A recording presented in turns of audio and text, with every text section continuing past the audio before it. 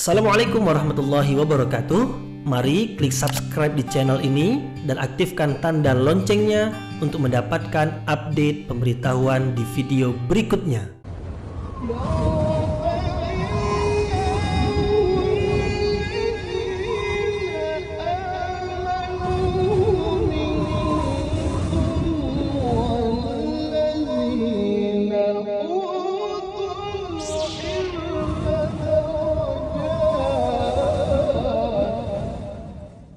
A'udzubillahi minasyaitonirrajim. Bismillahirrahmanirrahim. Assalamualaikum warahmatullahi wabarakatuh.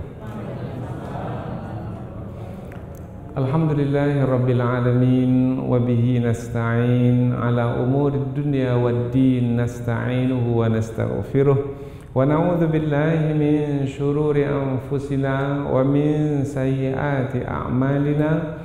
فمن يهده الله فلا مضل له ومن يضلل فلا هادي له أشهد أن لا إله إلا الله وحده لا شريك له وأشهد أن محمدا عبده ورسوله لا نبي بعده. Amma ba'd. Kita bersyukur kepada Allah Subhanahu wa taala yang masih melimpahkan rahmat dan nikmat-Nya. Kita bersyukur dengan mengucapkan alhamdulillahirabbil alamin. Kemudian tidak lupa pula bersalawat kepada Rasulullah dengan mengucapkan Allahumma salli ala sayyidina Muhammad wa ala ali sayyidina Muhammad, dan bersalam kepada Rasulullah dengan mengucapkan Assalamu alayka ya Rasulullah. Alhamdulillah, kita dapat kembali meneruskan pengajian tafsir ayat-ayat suci Al-Quran yang insyaAllah kita akan teruskan kepada ayat yang ke-19, 20 dan 21 dari surah Yusuf, yaitu masih lagi menerangkan tentang kisah Nabi Yusuf alaihi salam. Namun dalam 3 ayat ini akan diceritakan tentang keadaan Nabi Yusuf alaihi salam ketika Nabi Yusuf sudah ditinggalkan di dalam sumur, sudah diasingkan dari keluarga. Nabi Yusuf tinggal sendiri di dalam sumur, di dasar sumur, yang mana Nabi Yusuf tak bisa keluar dari sumur tersebut karena sumur itu dalam sekali. Nah, Allah Subhanahu wa taala dalam 3 ayat yang akan kita pelajari ini menjelaskan bahwasanya Allah Subhanahu wa taala tidak meninggalkan Nabi Yusuf. Meskipun abang-abangnya meninggalkannya, tetapi Allah tidak meninggalkan hambanya yang berbuat baik, yang berakhlak mulia, yang bergantung, berserah diri kepadanya. Allah Subhanahu wa taala sebelum ini sudah diterangkan bahwasanya Allah menyampaikan wahyu kepada Nabi Yusuf alaihissalam bahwasanya apa yang dilakukan oleh abang-abangnya kepadanya, yaitu membuangnya ke dasar sumur, nanti suatu ketika pada masa yang akan datang Nabi Yusuf akan menyampaikan kembali kepada abang-abangnya itu kelakuan buruk, yaitu perbuatan tercela abang-abangnya, yaitu membuangnya dari keluarga. Nah, jelas sekali Allah Subhanahu wa taala tidak meninggalkan Nabi Yusuf alaihi salam. Sepintas lalu memang Nabi Yusuf menderita, yaitu dibuang ke dasar sumur. Tetapi sebenarnya apabila dalam pemeliharaan Allah Subhanahu wa taala tidak ada penderitaan dalam pemeliharaan Allah. Sesiapa yang berada dalam pemeliharaan Allah, dalam perlindungan Allah, meskipun di dasar sumur sekalipun, atau meskipun di dalam penjara sekalipun, atau seperti Nabi Yunus di dalam apa?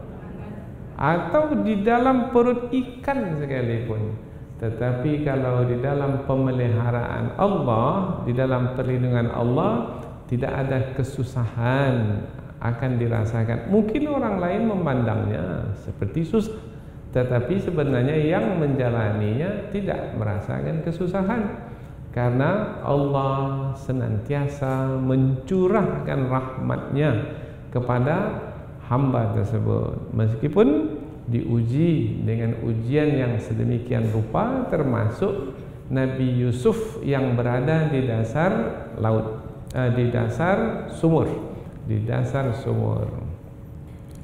Nah, pada ayat-ayat yang akan kita pelajari, yaitu 3 ayat, menjelaskan bahwasanya tak lama betul ada yang lalu di sumur tersebut, kemudian ada yang memasukkan ember ke dalam timba, memasukkannya dengan tali, kemudian dengan tali itu timba akan diangkat kembali untuk mendapatkan air. Nah, rupanya ketika timba sampai di bawah, Nabi Yusuf bergantung di timba tersebut. Ketika diangkat keluar, maka didapatilah Nabi Yusuf alaihissalam. Yang mendapati itu adalah yang biasa ditugaskan untuk mengambil air di sumur.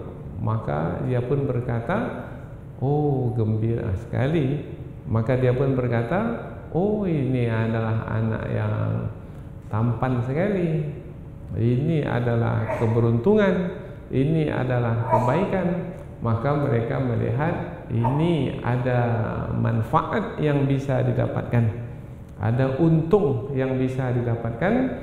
Maka mereka berpikir untuk menjual Nabi Yusuf alaihi salam. Maka mereka menyimpan Nabi Yusuf alaihissalam dalam barang dagangan mereka, karena mereka itu mengarah ke negeri Mesir dari Syam. Maka mereka berkeinginan untuk menjual Nabi Yusuf di Mesir, dan mereka jual dengan harga yang tidak sepatutnya, yaitu dengan harga yang sedikit, hanya beberapa dirham saja. Kemudian yang membeli adalah yang berkuasa di negeri Mesir, yaitu yang memiliki istana. Hanya saja ia tidak memiliki anak. Jadi sangat senang sekali ketika dapat membeli Nabi Yusuf alaihi salam. Maka dibawalah Nabi Yusuf ke istana, ke rumah mewahnya. Kemudian sang suami yang di dalam ayat disebut sebagai Al-Aziz, yaitu yang berkuasa di negeri Mesir, mengatakan kepada istrinya, yaitu wahai istriku, jaga anak ini baik-baik, beri layanan baik kepada anak ini, tempatkan dia di tempat yang baik, yang menyenangkan. Mudah-mudahan anak ini akan mendatangkan manfaat bagi kita. Karena kita tak punya anak, maka atau boleh jadi kita ambil anak ini sebagai anak kita, anak angkat kita. Maka dengan demikian Nabi Yusuf alaihi salam tadinya di dasar sumur, sekarang selepas dibeli oleh penguasa di negeri Mesir, maka Nabi Yusuf sudah di dalam istana sekarang, yaitu di rumah yang mewah. Cepat sekali perubahan, yaitu tadi ditindas, dianiaya, disakiti oleh abang-abangnya, sekarang dilayani dengan baik oleh ahli keluarga di negeri Mesir. Siapa yang menjalankan semua rencana itu? Yang menjalankannya adalah Allah Subhanahu wa taala. Untuk tujuan apa? Untuk tujuan yang dikehendaki oleh Allah Subhanahu wa taala. Karena apabila Allah menjalankan suatu rencana, maka ada hikmah besar yang berada di sebaliknya. Itulah yang ingin kita dapatkan, yaitu hikmah atau rahasia atau pelajaran yang berharga dari kisah Nabi Yusuf alaihissalam. Lebih khusus adalah dijualnya Nabi Yusuf ke penguasa di negeri di negeri Mesir. Kemudian Allah Subhanahu wa taala tidak hanya sampai setakat itu saja memberikan kebaikan kepada Nabi Yusuf. Bukan hanya kaitan dengan tempat tinggal, pakaian dan minuman saja, tetapi Allah memberikan kepandaian, kemahiran, yaitu Nabi Yusuf alaihissalam diajarkan oleh Allah mampu untuk mentakbir mimpi. Nah, itu tak semua orang memiliki kelebihan yang seperti itu. Nah, dengan kemampuan mentakbir mimpi itu, Nabi Yusuf alaihissalam dapat menyelamatkan negeri Mesir dari kehancuran. Karena berlaku satu ketika di negeri Mesir itu 7 tahun lamanya tak ada tanaman yang menjadi, binatang ternak tak hidup. Namun dengan takbir mimpi yang diberikan oleh Nabi Yusuf, yaitu mimpi yang dialami oleh penguasa di negeri Mesir, maka dengan takbir mimpi Nabi Yusuf itu negeri Mesir selamat dari kemarau panjang yang bisa membinasakan, mematikan. Nah, Allah Subhanahu wa taala memberikan karunia kepada Nabi Yusuf berupa kepandaian mentakbir mimpi. Itu adalah sebagai pelajaran yang berharga bahwasanya apabila Allah menghendaki kebaikan kepada seseorang, maka tidak ada siapapun yang bisa menghalanginya. Apabila Allah memberikan kebaikan kepada Nabi Yusuf, maka 10 abangnya pun tak akan bisa menghalangi. Meskipun abang-abangnya itu berusaha merencanakan yang jahat terhadap diri Nabi Yusuf, bahkan ingin membunuh Nabi Yusuf alaihissalam, namun apabila Allah menghendaki Nabi Yusuf mendapatkan kebaikan, maka Nabi Yusuf mendapatkan kebaikan. Maka kita menjadi lebih yakin lagi kepada Allah yang menguasai dan mengatur alam semesta ini, yang mengatur kehidupan kita ini. Maka tak perlu risau, tak perlu tenang, tak perlu risau, tak perlu gelisah, tenang saja.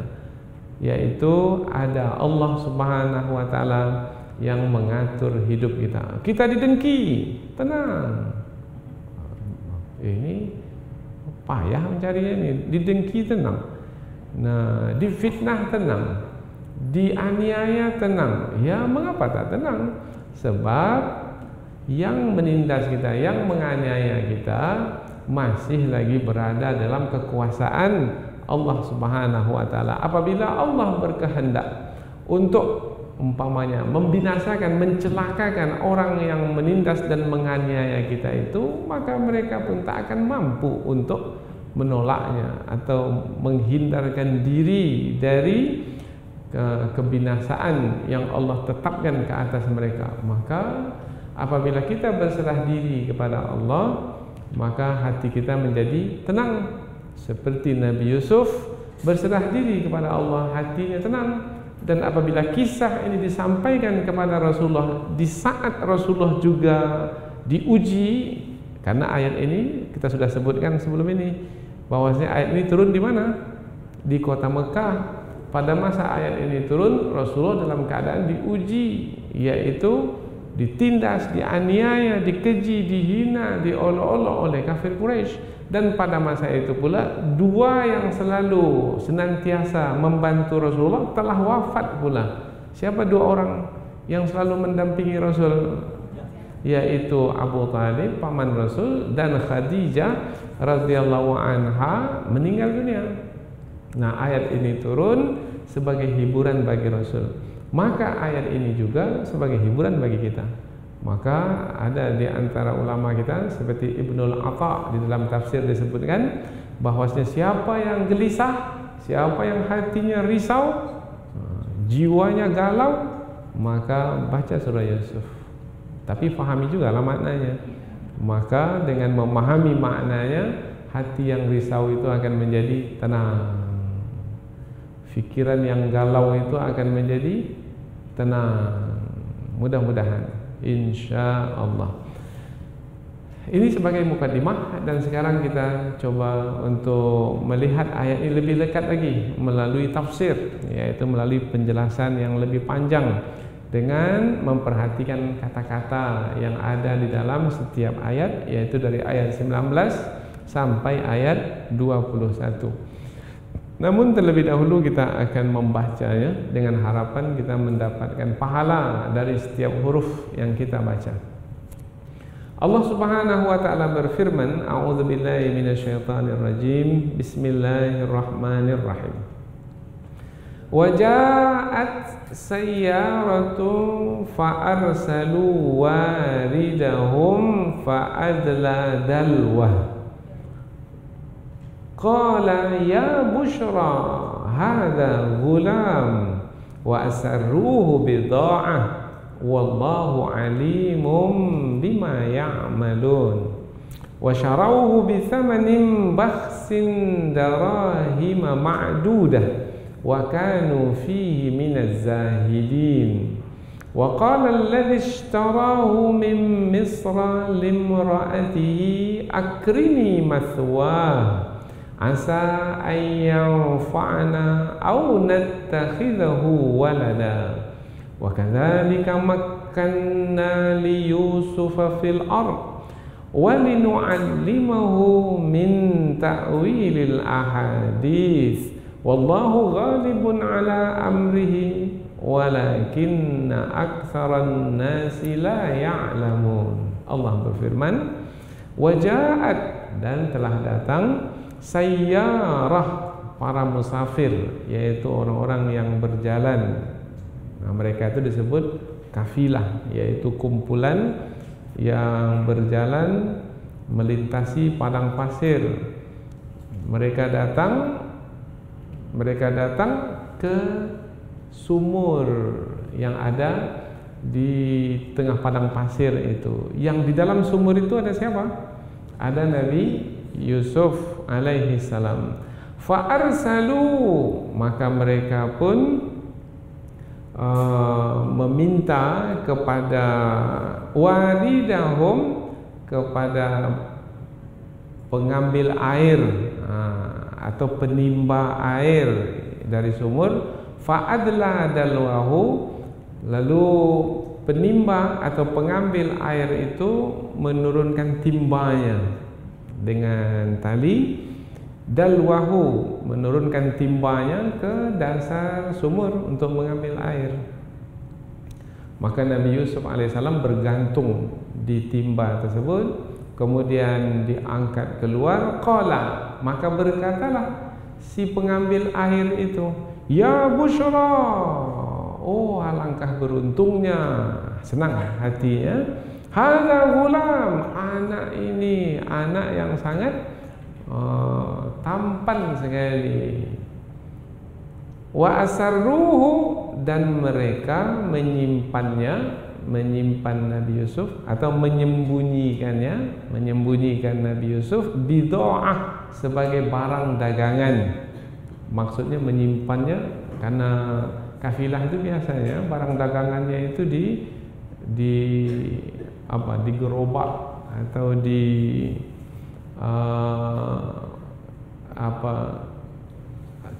kereta barang.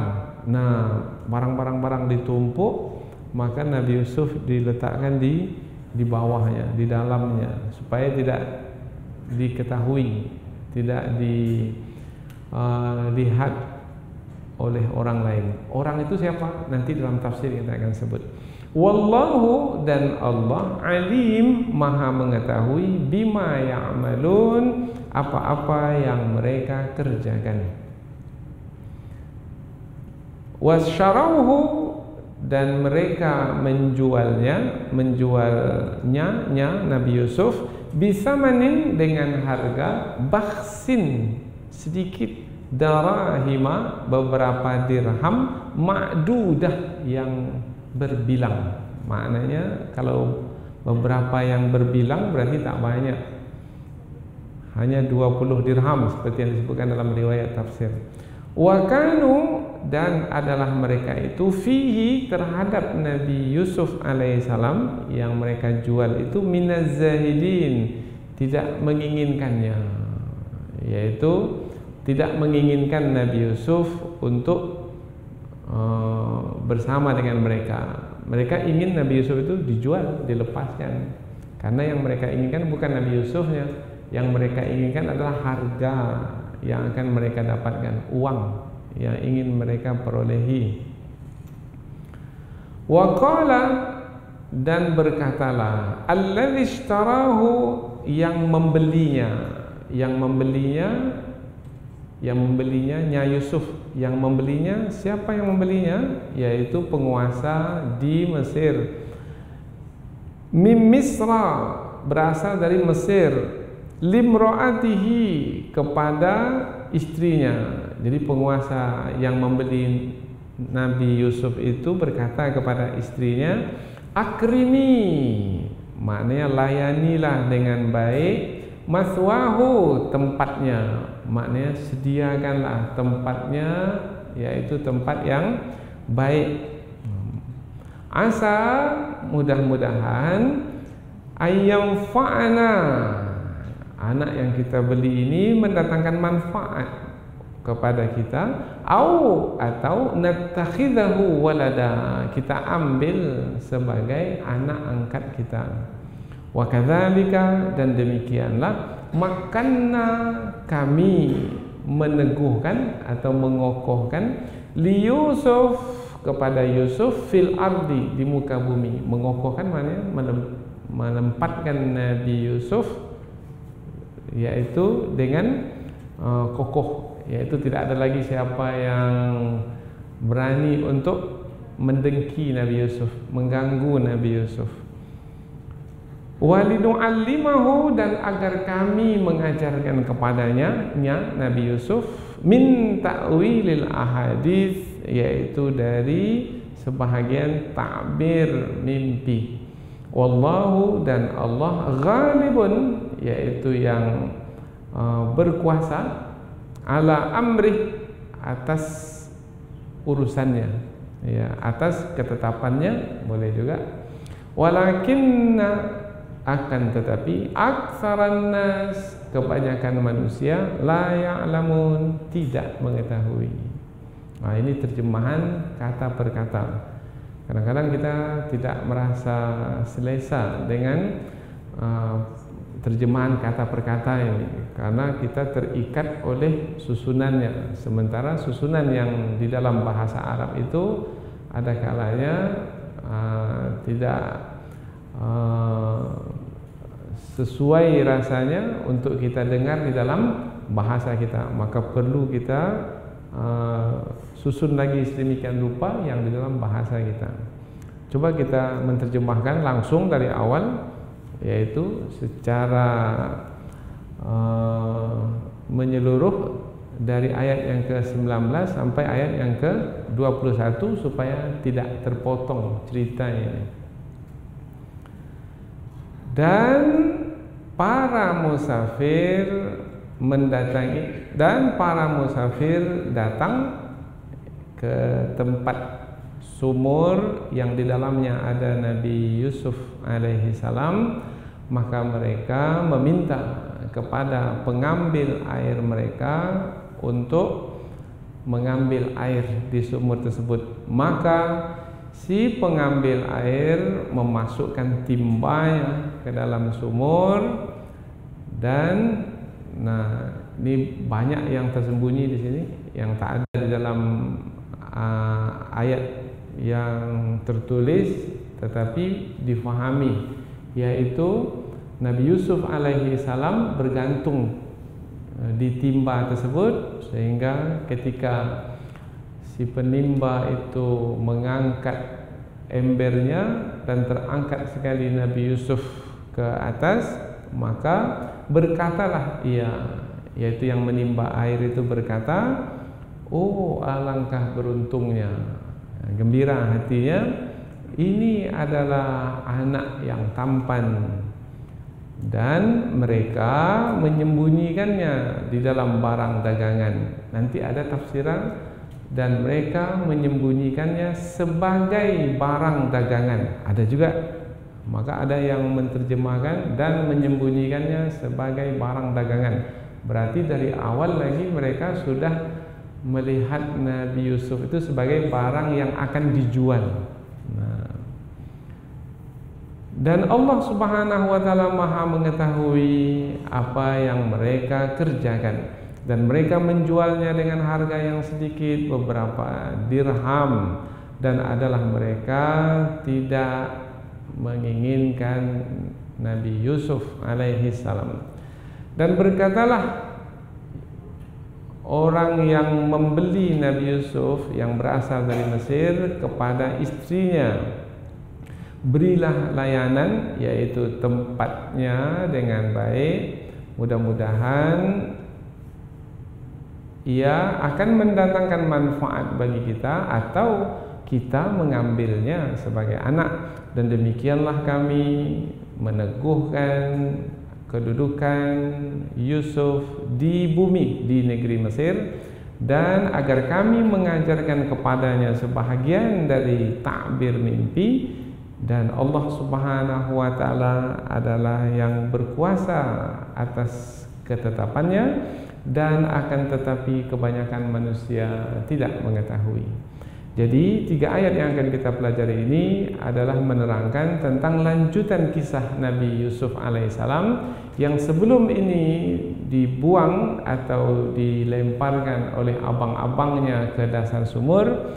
Namun rupanya Allah Subhanahu wa taala menghendaki Nabi Yusuf alaihissalam sebentar saja di dalam sumur itu, karena selepas itu akan diambil oleh para musafir, kemudian dibawa ke Mesir, kemudian Nabi Yusuf berada di istana. Dan begitulah Allah Subhanahu wa taala yang maha berkuasa dalam ketetapan yang telah ditetapkannya. Dan Allah Subhanahu wa taala sebenarnya adalah yang menentukan segala sesuatu dalam kehidupan ini, seperti yang dialami oleh Nabi Yusuf alaihissalam. Keinginan abang-abang Nabi Yusuf adalah Nabi Yusuf mati. Nabi Yusuf alaihissalam berakhir di dalam sumur. Itu keinginan abang-abangnya. Tetapi di sana ada lagi yang berkeinginan, yaitu keinginannya di atas keinginan manusia, yaitu keinginan Allah Subhanahu wa taala, dan tidak ada siapa yang mampu untuk menghalang keinginan Allah Subhanahu wa taala. Nah, ini 3 ayat yang akan kita pelajari. Selanjutnya kita pindah ke tafsir ayat, yaitu penjelasan yang lebih panjang dari ayat. Waja'at sayyarah, dan datanglah sayyarah. Sayyarah dari kata sara yasiru, maknanya yang berjalan. Sayyarah yaitu orang-orang yang berjalan. Mengapa para kafilah atau para musafir itu disebut sayyarah? Karena mereka berjalan, yaitu di padang pasir, dan mereka boleh jadi berbulan-bulan lamanya mereka berjalan, karena pada masa dahulu perjalanan itu dengan berjalan kaki, kalaupun sekali-sekali naik ke atas unta.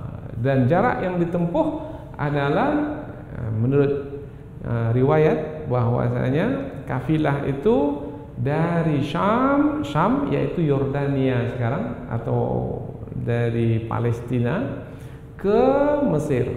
Jauh juga jaraknya itu, dari Yordania ke Mesir. Nah, mereka para kafilah itu sampai ke sumur tempat Nabi Yusuf dibuang. Ada riwayat yang menyebutkan bahwasanya tidak lazim atau tidak biasa para kafilah itu lalu di tempat itu. Jadi kafilah itu sebenarnya tersesat sampai ke tempat itu. Nah, tetapi jangan fahami tersesat, karena tidak ada yang kebetulan di alam semesta ini. Apapun yang berlaku semua ditetapkan oleh Allah. Maka bahasa yang sesuai adalah Allah takdirkan kafilah itu disesatkan sehingga ia singgah di sumur tempat Nabi Yusuf supaya berjalanlah rencana yang Allah telah tetapkan. Karena rencana yang Allah tetapkan itu sudah ditetapkan sejak zaman azali lagi, yaitu 50.000 tahun sebelum penciptaan langit dan bumi. Semua yang berlaku ini sudah ditakdirkan oleh Allah semenjak sebelum penciptaan langit dan bumi. Dan datanglah para musafir ke sumur tempat Nabi Yusuf alaihissalam itu, fa arsalu waridahum, maka mereka meminta kepada orang yang memang ditugaskan untuk mengambil air.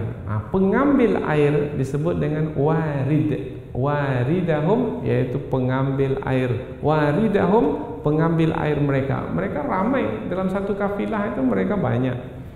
Nah, tetapi yang pengambil air di sini ini satu orang. Waridahum bentuknya satu, bermakna si pengambil air itu satu orang, tetapi disuruh oleh siapa? Ramai orang.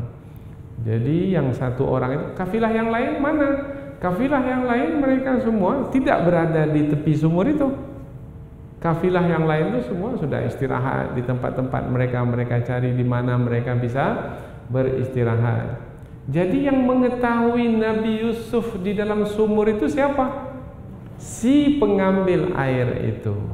Kemudian siapa? Nah, setelah air itu diambil dari dalam sumur, Nabi Yusuf bergantung, kemudian Nabi Yusuf keluar, maka si pengambil air ini memberitahukan kepada beberapa orang di kafilah yang ramai itu, di kalangan musafir yang ramai itu. Jadi apakah semua kafilah itu tahu Nabi Yusuf itu ditemukan? Tidak. Siapa yang tahu? Si pengambil air dan beberapa orang.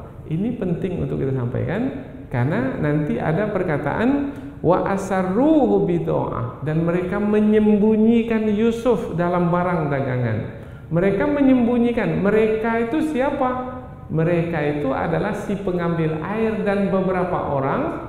Menyembunyikannya dari siapa? Menyembunyikannya dari kafilah yang lain yang tak mengetahui Nabi Yusuf itu ditemukan. Ya. Fa arsalu, maka mereka itu meminta kepada waridahum yang mengambil air dari kalangan mereka, yaitu dari kalangan kafilah itu juga. Fa'adla dalwahu, maka si pengambil air itu pun memasukkan timba yang biasanya timba itu diikat dengan tali. Maka dimasukkanlah timba itu ke dalam sumur, dan apabila timba itu sampai ke dasar sumur itu, maka si pengambil air ketika mengangkatnya, mengapa berat betul ini? Karena kalau airlah yang memenuhi timba, taklah terlalu berat, karena hanya air. Tetapi sekarang yang bergantung itu rupanya adalah Nabi Yusuf. Kalau kita katakan Nabi Yusuf itu berumur 12 tahun, berapa kira-kira berat manusia yang berumur 12 tahun? Atau ada lagi satu lagi riwayat, yang berumur 17 tahun, berapa biasanya umur manusia, berat manusia yang berumur 17 tahun? Maka berat sekali. Nah, jadi si pengambil air ini, karena dasar sumur itu dalam, maka si pengambil air ini mengangkat timbanya dengan sekuat tenaga. Rupanya setelah sampai di luar, melihat bahwasanya yang bergantung itulah seorang anak yang tampan, yang wajahnya tampan, kulitnya bersih. Kemudian apabila melihat anak yang begitu ganteng, maka ini bisa dijual anak ini. Maka membuat si pengambil air ini dari kalangan kafilah itu gembira. Maka perkataan gembira itu adalah dari kata qala, si pengambil air itu berkata, "Ya Bushra." Bushra itu menerangkan gembira. "Ya Bushra, alangkah gembiranya aku, hadza gulam, aku menemukan anak ini." Berarti ketika dia mengatakan perkataan itu, kepada siapa dia katakan? Kepada orang yang ada di sekitarnya. Nah, maka sekarang sudah berapa orang tahu sekarang Nabi Yusuf itu ditemukan? Yaitu si pengambil air dan beberapa orang yang berada di sekitar si pengambil air itu. Wa asarruhu, dan mereka menyembunyikannya bidha'ah, dalam barang dagangan. Dan mereka itu, tadi yang berkata satu orang, siapa yang satu? Pengambil air. Dan mereka itu menyembunyikannya. Dan mereka itu, siapa mereka? Ramai orang ini. Yaitu si pengambil air dan beberapa orang lagi. Menyembunyikan Nabi Yusuf bidha'ah, dalam barang dagangan. Karena biasanya mereka membawa gerobak, yaitu barang dagangan yang bertumpuk-tumpuk. Kemudian Nabi Yusuf diletakkan di dalamnya, sehingga tidak diketahui bahwasanya ada manusia di dalam tumpukan barang-barang tersebut. Mengapa mereka menyembunyikannya? Nah, mereka menyembunyikannya adalah boleh jadi takut diketahui bahwasanya mereka telah membawa anak yang tidak diketahui anak siapa. Karena kan mereka berada di negeri orang ketika itu. Mereka adalah kafilah dari Syam ke Mesir. Mereka hanya lalu saja di situ. Kemudian mereka menemukan anak di tempat mereka mengambil air itu. Maka mereka menyembunyikannya karena takut nanti diketahui oleh penduduk di negeri itu bahwasanya mereka telah menculik anak, telah mengambil anak. Maka mereka menyembunyikannya. Mengapa mereka tidak mengembalikan anak itu kepada ahli keluarganya? Karena kalau kita fahami bahwasanya Nabi Yusuf itu sudah berumur 12 tahun, sudah pandai bicara belum? Pasti sudah. Pasti sudah berakal juga, apalagi berumur 17 tahun. Maka tentulah Nabi Yusuf itu menceritakan tentang siapa dirinya. Nah, Nabi Yusuf terus terang jujur mengatakan bahwasanya dia dibuang oleh abang-abangnya. Nah, maka karena mereka tahu bahwasanya Nabi Yusuf adalah anak yang dibuang, maka tidak ada salahnya kalau anak itu diambil. Tapi nanti diketahui oleh orang kampung, maka mereka pun menyembunyikannya. Jadi salahkah kafilah itu? Ya salah, karena mengambil anak dengan tanpa izin orang tuanya. Nah, tetapi karena Nabi Yusuf itu menyampaikan bahwasanya ia dibuang, maka para musafir itu mengambil Nabi Yusuf bukan tujuannya untuk menjadikan Nabi Yusuf sebagai anak mereka, enggak, tetapi untuk mendapatkan uang, yaitu dengan menjual Nabi Yusuf alaihi salam. Baik, sampai di situ. Nanti akan ada satu lagi tafsir, tapi nanti akan kita sampaikan setelah kita melanjutkannya, yaitu lanjutan dari ayat wallahu alimum bima ya'malun, dan Allah mengetahui apa yang mereka kerjakan. Allah mengetahui tidak mereka menyembunyikan Nabi Yusuf di dalam barang dagangan. Mungkin orang-orang kampung situ tidak mengetahui, tapi Allah mengetahui, karena tidak ada satu pun yang dikerjakan oleh manusia yang luput dari pengetahuan Allah. Tidak ada. Silakanlah umpamanya bersepakat dengan sembunyi-sembunyi, umpamanya jauh dari perhatian orang, umpamanya silakanlah bersembunyi-sembunyi. Tetapi Allah Subhanahu wa taala tidak ada satu pun yang tersembunyi dari pengetahuannya. Tak ada orang yang tahu maka tenang aja lah, tak ada orang yang tahu. Oh, dia telah tersalah. Karena ketika dia mengatakan tak ada yang tahu, sebenarnya ada yang tahu. Karena Allah Subhanahu wa taala mengetahui apa saja yang dikerjakan oleh manusia. Maka orang yang berbohong kemudian dia menyembunyikan kebohongannya, sehebat apapun ia menyembunyikan kebohongannya, ada yang mengetahuinya. Maka jangan dikatakan tak ada, ada. Maka takutkah kita kepada orang yang menyembunyikan rencana jahat? Tidak. Apa sebab? Sehebat apapun dia menyembunyikan rencana jahatnya itu, Allah mengetahuinya. Kalau mereka ramai umpamanya, sehebat apapun mereka itu menyembunyikan rencana jahat mereka, Allah mengetahuinya.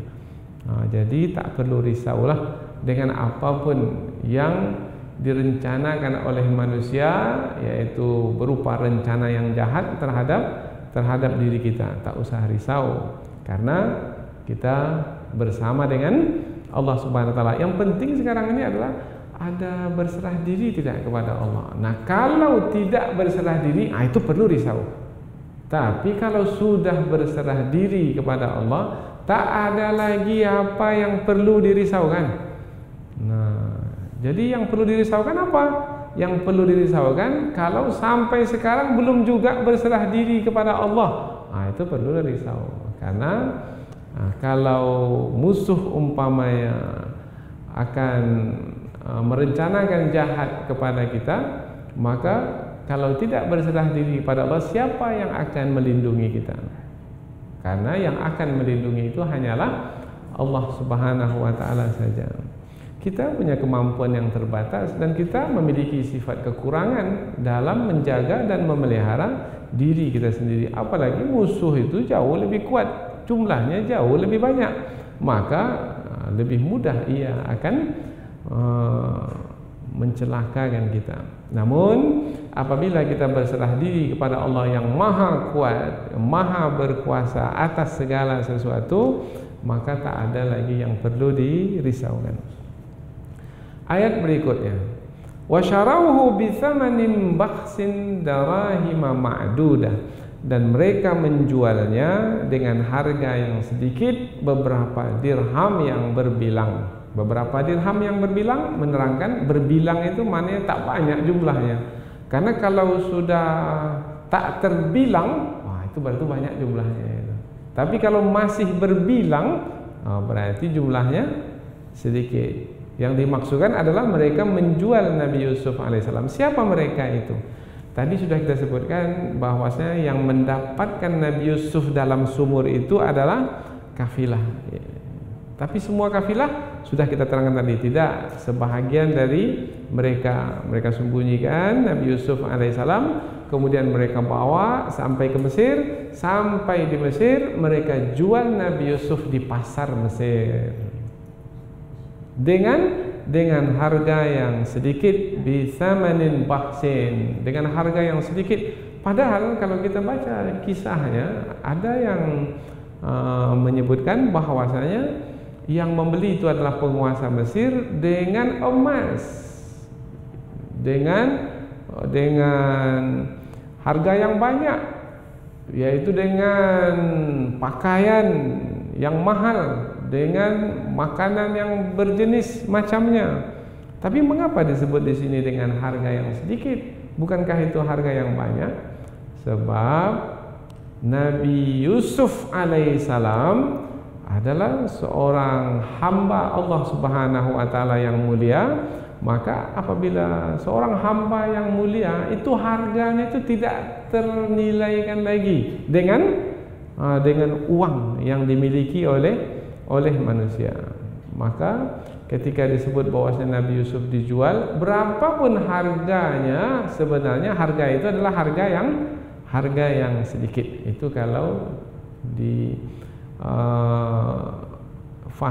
bahwasanya Nabi Yusuf alaihi salam adalah yang dijual, padahal Nabi Yusuf itu adalah seorang yang mulia sekali, yang berkedudukan tinggi di mata Allah Subhanahu wa taala. Mengapa mereka tidak melihat Nabi Yusuf sebagai yang berharga? Sebabnya adalah karena mereka tidak menginginkan Nabi Yusuf itu bersama mereka, karena mereka tahu bahwasanya ini adalah anak temuan, anak yang ditemukan, yang didapatkan dalam perjalanan. Mereka khawatir suatu ketika nanti boleh jadi orang tuanya akan menemukan anaknya itu, maka bagi mereka cepat-cepat saja dijual, karena yang mereka inginkan bukanlah Nabi Yusufnya, tapi yang mereka inginkan adalah harga dari Nabi Yusuf itu. Yang penting duitnya itu. Nah, jadi yang mereka perhatikan itu adalah bukan Nabi Yusufnya, tetapi adalah uang yang mereka dapatkan hasil penjualan Nabi Yusuf alaihissalam. Begitu juga pada hari ini. Umpamanya pada hari ini ada orang yang mencuri barang curian, mungkin barang curian itu barang yang mahal harganya, tetapi karena dia tidak inginkan barang itu, bagi dia tak mendatangkan manfaat barang tersebut. Karena yang menjadi perhatiannya bukan barang itu, yang menjadi perhatian adalah uangnya, maka dia jual dengan harga seberapa saja dia jual, yang penting uangnya dapat. Padahal barang yang dijual itu harganya sangat mahal sekali, karena bagi dia adalah ingin mendapatkan keuntungan. Begitu juga lah para musafir. Baik, satu lagi kita akan bawa ke yang satu tadi sebelum ini yang belum kita sebut, yaitu boleh jadi melalui perkataan yang kita fahami dari ayat ini, washarauhu bithamanin bakhsin darahima ma'dudah, dan mereka menjualnya. Mereka yang menjual itu bukan hanya difahami para musafir saja, para kafilah saja, tidak. Boleh jadi yang menjual itu adalah abang-abang Nabi Yusuf alaihi salam, karena ada riwayat menyebutkan bahwasanya Nabi Yusuf itu di dasar sumur itu selama 3 hari lamanya. 3 hari, namun setiap hari abang-abang Nabi Yusuf itu pergi ke sumur tersebut, kemudian menghantarkan makanan supaya Nabi Yusuf tetap bertahan hidup di dalam sumur itu. Tujuannya untuk apa? Karena sebelum ini sudah disebutkan, mudah-mudahan boleh jadi ada musafir yang lalu kemudian mengambil Yusuf, karena tujuan mereka bukan untuk membunuh Yusuf, tetapi untuk membuang Nabi Yusuf jauh-jauh dari Palestina, dari rumah mereka. Maka ada di antara mereka yang menghantarkan makanan setiap hari. Nah, setelah Nabi Yusuf 3 hari di sumur, mereka menjumpai Nabi Yusuf sudah tidak ada lagi di dalam sumur.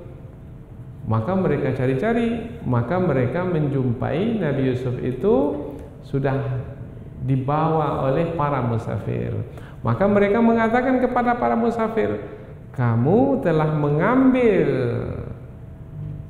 hamba sahaya kami.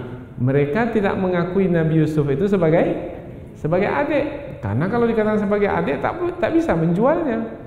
Kapan manusia itu baru bisa dijual beli? Kalau manusia itu hamba sahaya. Maka kamu telah mengambil hamba sahaya kami. Kalau kamu mau juga, maka beli. Tak boleh ambil-ambil saja, beli. Nah, karena kami pun tak menginginkan hamba sahaya kami itu, padahal adik sendiri itu. Nah, maka belilah dengan harga seberapa saja. Maka mereka menjualnya dengan harga yang sedikit, berapa dirham yang berbilang. Mengapa Nabi Yusuf ketika itu tak membantah, ya?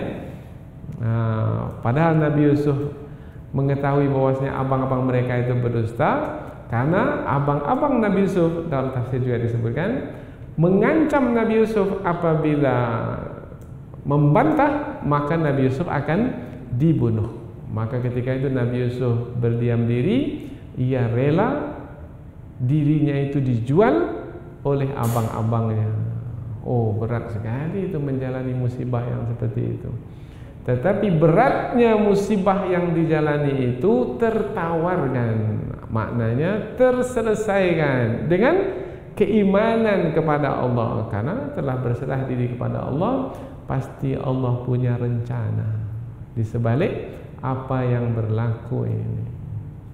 Maka kita pun pada hari ini juga begitu. Kadang-kadang yang berlaku ke atas diri kita adalah yang begitu pahit kita rasakan, begitu berat kita rasakan, yang tidak kita sukai. Tetapi pasti Allah punya rencana. Maka ketika kita berserah diri, tapi mesti berserah diri kepada Allah, maka pasti ada hikmah di sebalik apa yang berlaku ini.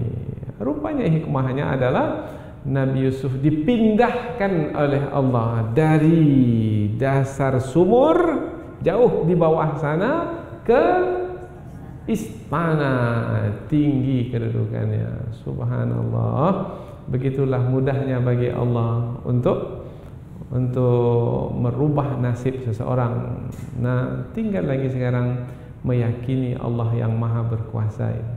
Wa kanu fi minaz zahidin, dan adalah mereka itu. Jadi sudah ada dua tafsiran, yaitu dua tafsiran. Yang pertama, yang menjual itu adalah kafilah-kafilah para musafir kepada penguasa di negeri Mesir. Tapi dalam tafsiran yang kedua, yang menjual adalah abang-abang Nabi Yusuf kepada para kafilah. Kemudian selepas itu kafilah-kafilah itu pula menjual kepada penguasa di negeri Mesir.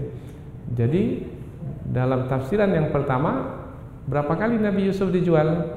Sekali. Dalam tafsiran yang kedua, berapa kali Nabi Yusuf dijual? 2 kali.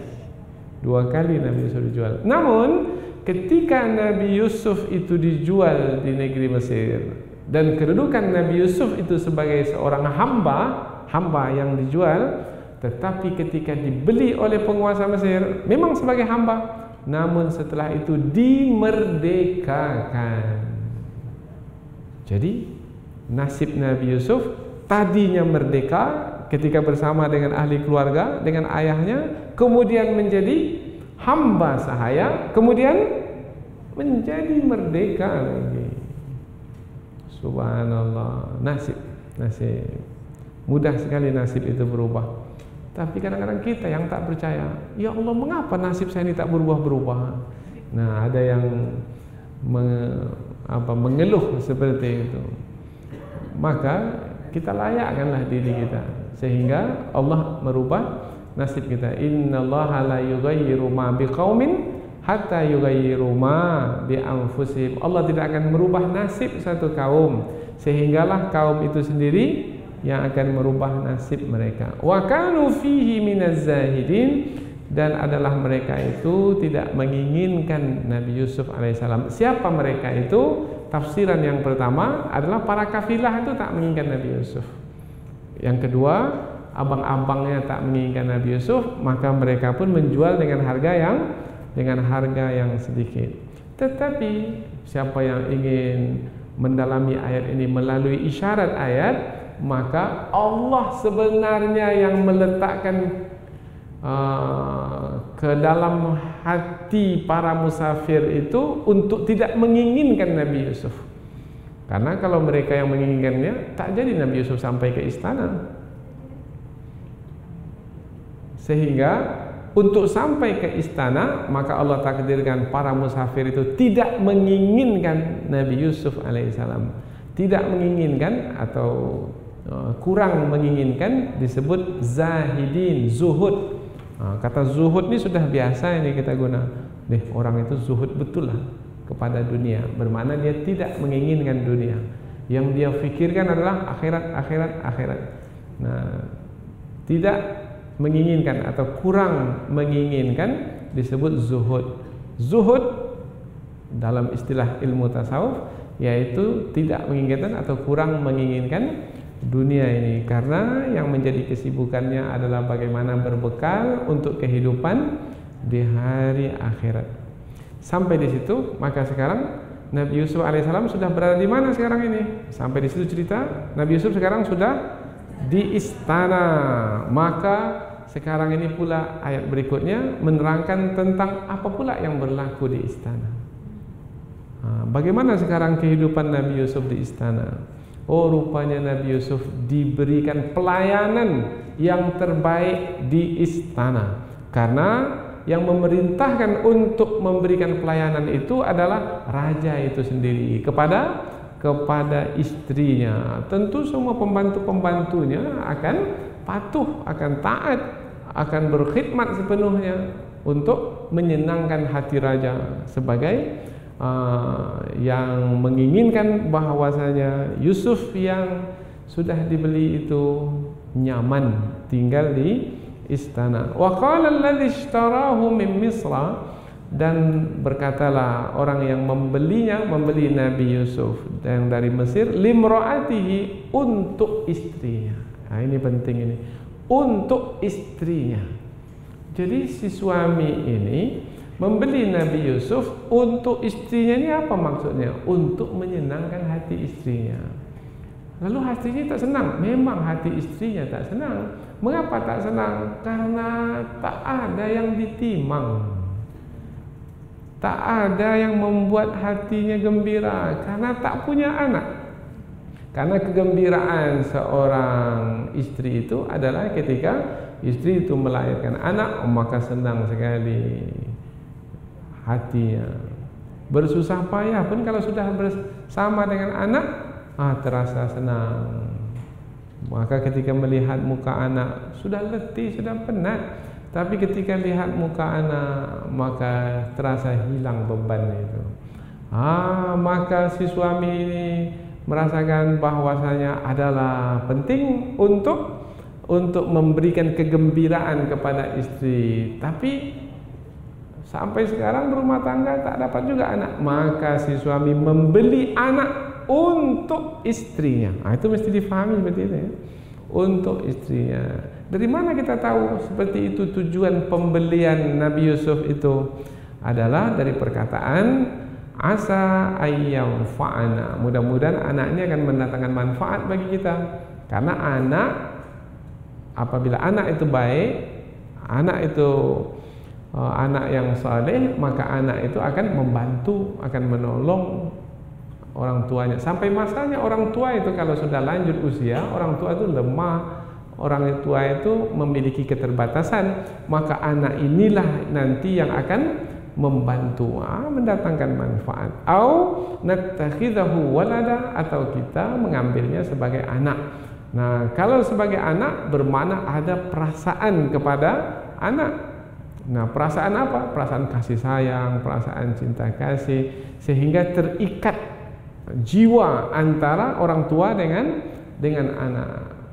Pada hari ini ada juga orang tua yang mengambil anak. Anak itu bukan anaknya, tapi apabila dia telah mengambil anak dengan hati, dengan jiwa ya, maka anak itu seperti anak kandungnya, bahkan lebih dari anak kandungnya. Nah, anak itu juga begitu. Melihat orang tua itu, meskipun dia tahu itu bukan orang tua kandungnya, tetapi karena orang tua itu telah banyak memberikan jasa kepadanya, maka ia memandangnya seperti ayah dan ibu kandungnya.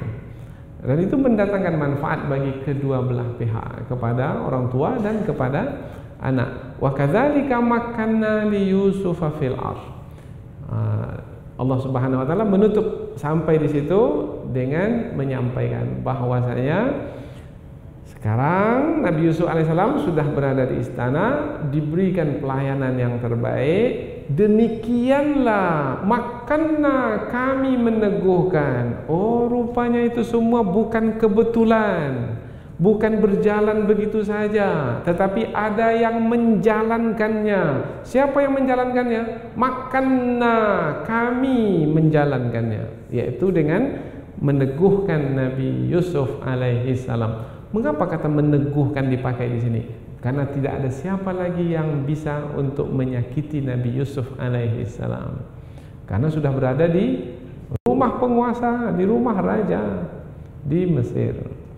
li Yusufa, kepada Yusuf, fil ardi, di muka bumi, yaitu di Mesir, walinu'allimahu min ta'wilil ahadits, dan supaya kami mengajarkan kepadanya sebahagian dari takbir mimpi.